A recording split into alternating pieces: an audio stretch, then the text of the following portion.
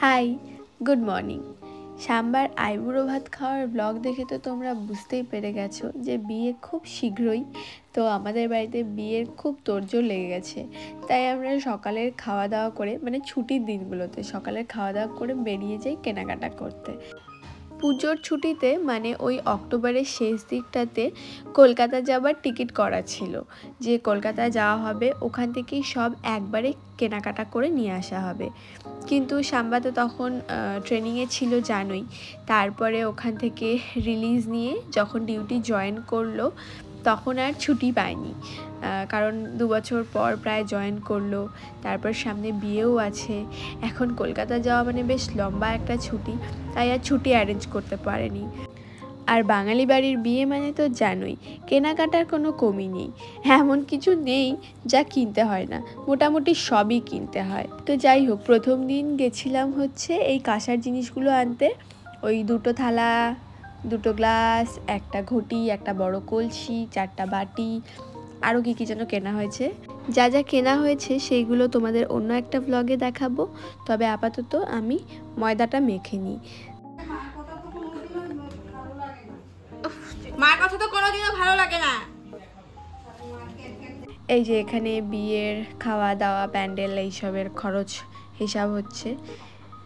আর এটা হচ্ছে নেক্সট দিনের ব্লগ।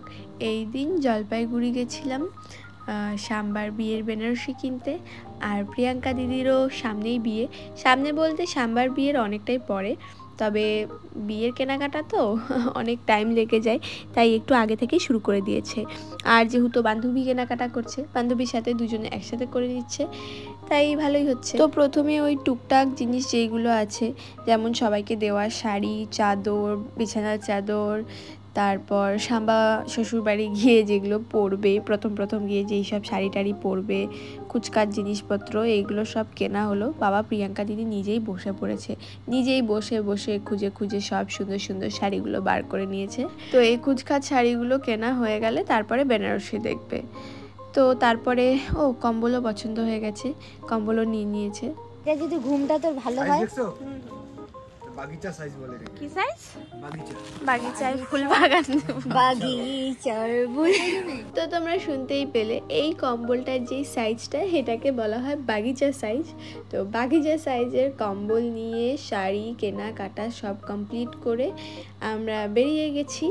এখন আমরা বাড়ি চলে যাব।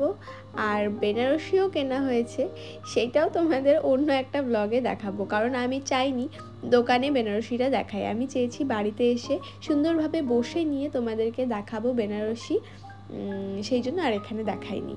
তো এরপরে খাওয়া দাওয়া করে নিয়েছি, মাটন দিয়ে ভাত খেয়েছিলাম, ভালোই ছিল মাটনটা, কে জানি কেমন ছিল, আমি খাইনি তাই আমি জানি না।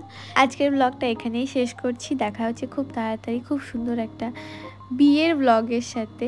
যদি ভিডিও ভালো লেগে থাকে তাহলে অবশ্যই লাইক করো, আর আমার চ্যানেল নতুন হলে চ্যানেলটাকে সাবস্ক্রাইব করে দিও। শেষ।